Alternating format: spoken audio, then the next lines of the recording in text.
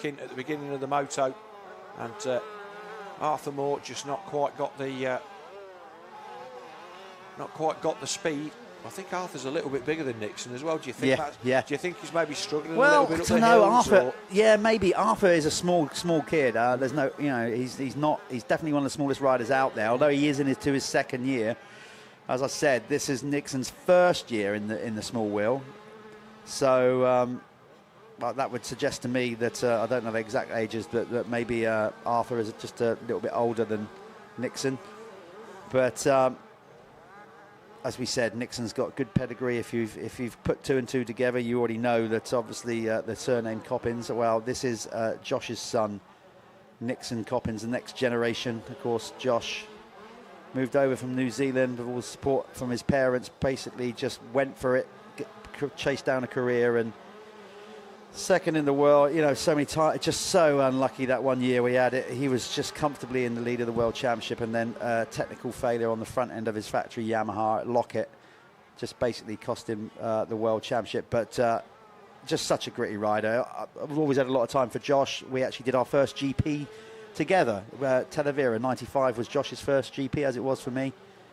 So I've known him a long time, and it's great to see his son Nixon out there trying to follow in his dad's footsteps.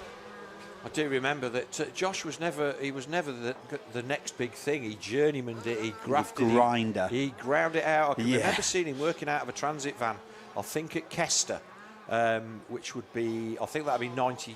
Probably his first year, 95, 96? 95, 96, yeah. 96, because I had my daughter with me, she was 8 months old. And yeah, he was working literally out of a little Sprinter van or a little transit van at the size of the main Suzuki rig. Yeah. And like I say, he gritted it out and got himself right to the top end. And he was desperately unlucky not to pick up a championship. And he now is heavily engrossed. Of course, he runs a team for Yamaha down there in New Zealand, but he also does a lot of testing for the Yamaha Corporation. Yeah, so a lot of that stuff happens there in New Zealand and Australia because of its proximity to Japan.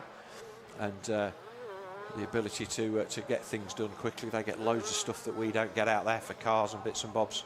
But Coppins then 7.9 seconds now, the race lead. So he really is that Alfama Yamaha looking really nice and trick. And he just got a decent start and found his way to the front fairly quickly. And he's checked out on Arthur Moore. And we'll have to see how that pans out for the next couple of rounds, whether Moore can swing back the momentum. Yeah, it's going to be a close-run championship because coming into this weekend, Arthur King had the championship lead, but Coppins wasn't that far behind. Of course, if you break it down, the reality is he's only going to gain, 2 or 3 points on him over this weekend if it stays like it is, as in Coppins is only not going to, although he's going to potentially win the meeting, it's only the points difference currently in this race that he's going to gain on him because they've both shared a race victory in second so far. But nevertheless, it's chasing and putting pressure on Arthur with 2 rounds to go. That's all you've got to do. Keep the pressure on, and see what happens. Sometimes it's out of your hands. You've just got to do your do, and what happens to other people is what decides the ultimate outcome. But Butterfield then, he's having a decent fourth there. Wilson 5th, King 6th, Alfie Laurie there in 7th. He's put a pass on the 4.54 of James McCann. Ethan Gawley there in 9th, and 10th place, the 48 of Henry Lewis. So our small wheel 85s, this Hawkstone track then definitely, I would say probably under normal circumstances, one of the toughest that they would come to. But I think with the weather we've got this weekend, they're having as an easier time of it as you could ever hope. Yeah, no massive deep ruts in the corners, no water, and some great racing as a result. It's what you would say, bordering on primo out there right now from regards of race conditions. No sign of the 1 lap board to go yet for Nixon. So at least 2 to go. Let's get to see actually where we are with the race duration. We must be coming up to, there we go, I was going to say 10 or 11 minutes. So chances are with the speeds he's lapping, yeah, it'd be borderline even next time around whether he get the 1 lap forward. But he's checking out now. I mean, his gap is huge out the front now. Yeah, we did see that in the last one, didn't he? He came round and there was still quite a bit of time left on the clock. We was hoping to see the last lap flag, and I think he'd still got like a minute or so on the clock as he came by. So Marjak then still in a comfortable third, and that will be. He'll be happy to try and again steady the points lost to the first two as they go up. There's Arthur King. Yep. Yeah, go up what is dubbed the sidecar hill. When they race sidecar hills, that's where they used to send them up there. But we've seen some different layouts. There used to be one where it has it kind of zigzag round on that thing. Yeah, it did. It kind of come back down and half up and back, which I actually quite liked. But yeah, obviously then maybe because it's a long old circuit anyway. So it certainly is. Maybe that just made it a little bit too long, and if it's not challenging enough, you know what? Let's just add an extra kind of hill into it. It is one of the gems of world motocross, Hawkstone Park. We can discuss the we should have a GP here again and all the rest of it. But for all the reasons that we've had this morning, this is still a scramble track in the middle of a wood in the back end of what is probably the least populous county in the country. Shrewsbury or Shropshire. You know, it is very, very rural. And the infrastructure around here, getting in and out the roads and all that. But I still love coming here. Yeah. And the International is a fantastic meeting. And of course, back in back when this track was at the height of its GP fame, you didn't get to ride here. No. There was a British Championship most years. They would do one centre meeting here, and that was it. Yeah. So this wasn't like it is now, where you could probably ride here 7 or 8 times a year if you decided to ride the championships that come here, and lots do. Back then, it was very, very difficult to get time here on the track. Yeah, I mean, that was it, wasn't it? And then occasionally, when was it? Sort of maybe late 70s, early 80s. Can't remember exactly when they then brought the New Year's Day International here. We used to have a meeting here on January the 1st. Never missed it. Yeah, I've ridden around here in a few of them thinking, my God, why am I here? And all my friends are... I thought the same, and I was only a spectator, Jeff. What? I was like, God, I've freezing my Nadgers off here, and they've all had a cracking night. But there we go. It was good days back then, and we're looking for more going forward with the announcement of British Motocross for next year. But more on that another time. Let's concentrate on Nixon Coppins here, because he's doing a grand job. He's got his gap out to 10 seconds. There is still no sign of the one lap board, so it is going to be. He did just miss the cut, so it'll be next time around. There's it looks like Arthur Moore has not completely thrown in the towel, but just kind of gone, okay, not my day.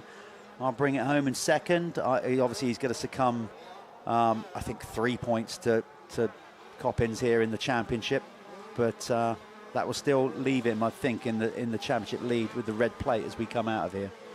So the next question is, does a class where they all have red plates have a red plate? Oh, yeah, that's annoying, isn't it? Yeah. I don't think they do, actually. They should, yeah, it's a valid point, isn't it? Like, they should just reverse the colour or something. But it is, I went, when it came to the line this morning, I'm just like looking at, there's a red plate holder. There's another one. And the penny dropped. But yeah, it's been a decent ride, and Coppins now a good 10 seconds to the good on Arthur Moore, who, as you just said, Jeff, I won't say he's just like posting it in now kind of thing, but he's just like, no risk, don't need to fall off. I've got 15 seconds over Harley Marjak, and I don't need to be pushing. To be fair to Butterfield, he's keeping Marjak honest, because he's only a couple of seconds adrift, and he's got Leo Wilson, the 578, all over the back of him. So that might be a battle we could pick up, because there's 3 riders there on track really close together. The 311, the 5, the 311, and the 578, and they are all within a couple of seconds of each other on track. Yeah, good racing. Yeah, absolutely. No, not at all. Yes, he's in the comfort zone now, and I think he's probably learnt his lesson from that first race where, a little word in his ear. Probably he didn't need to be told, let's be honest. So often these kids, they know when they've made a mistake. They don't need it rammed down their throat. And obviously with all the people supporting Nixon, with the wealth of experience they've got, I'm sure it's nothing like that. It's just a quiet word in his ear. Once he comes in, gets some water on his face, cools down, they'll have a debrief. And it was just that first race where he basically just switched off just for a second, and that put him down on the floor and cost him the race win. But since then, he has been arguably pretty immaculate. Yeah, just one little bobble, 11 seconds the lead then. Wilson has passed Butterfield. So Wilson is up on it. So if we hang on this this shot here, we will get the battle. So there's Marjak, and there's the battle coming through. So that's a 3-rider battle. Marjak has a look over his shoulder. Butterfield is that was Wilson. Yeah, Wilson and Butterfield are going at it big time there. As So yeah, that's that real battle. So who's going to get fourth? Really, Leon Wilson's just gone back, I think, in front of Butterfield, because Butterfield earlier on in the race, I'm sure he got past him. Yes. Seem to remember him making that move, didn't he, on the outside under the bridge. That's right. So Marjak then still there in third, but the battle then between Wilson and Butterfield for fourth and fifth has gone the way of Wilson at this moment in time. We will follow, though, our race leader taking, say, the nice wall of death line round the outside there, because there's no ruts, nice and safe, and he's just going to not want to tip over and do anything silly. That jump being made a lot smaller, I think, is a big improvement. I think a lot of the improvement in this circuit over the last couple of years is the removal of quite a lot of jumps and bits and bobs that's just opened the circuit up, Jeff. Yeah, it's nice to have a signature jump on any circuit, I believe. This is my personal opinion, not everybody agrees.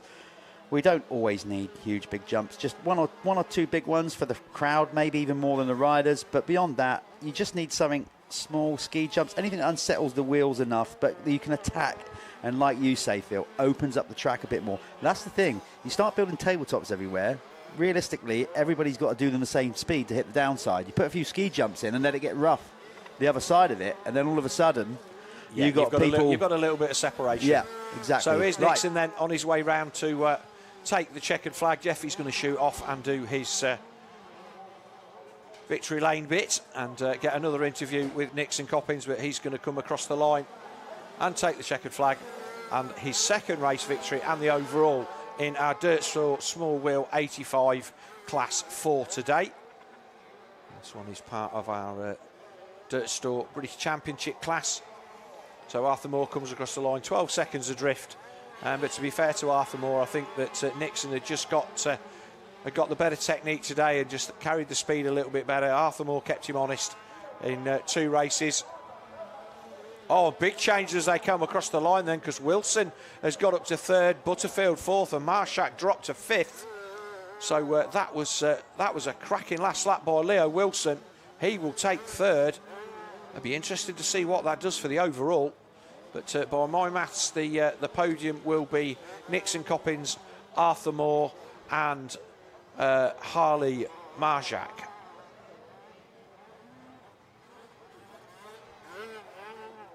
Still waiting for Arthur King. There's Arthur, comes across the line. He takes 6th, and 7th place should be the number 2 of Alfie Laurie. So we will take a commercial break, and we will join Jeff down there with Nixon Coppins in the winner's circle.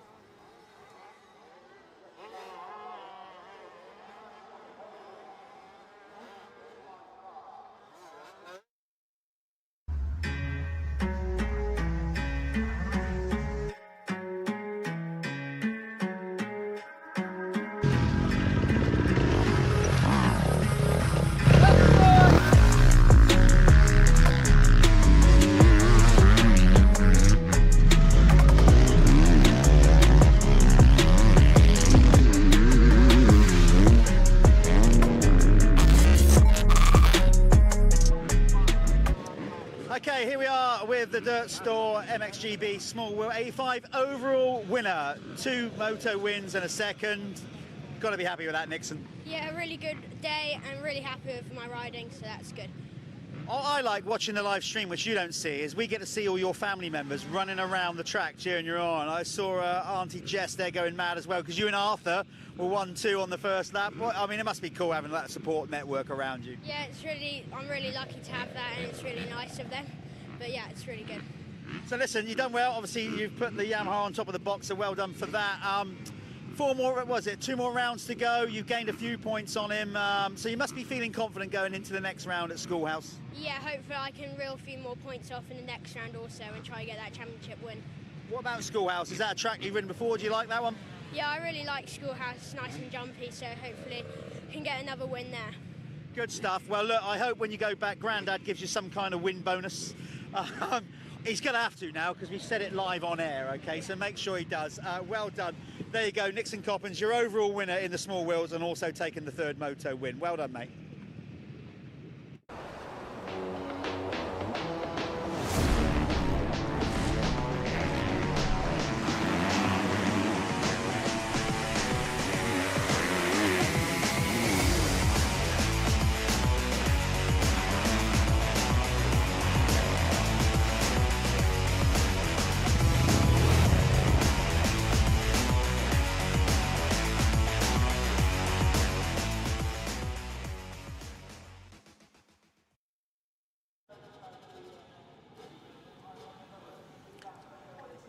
So back on the grid then with our third race for our RFX Clubman MX2, and we see the 999 there of Connor Challoner.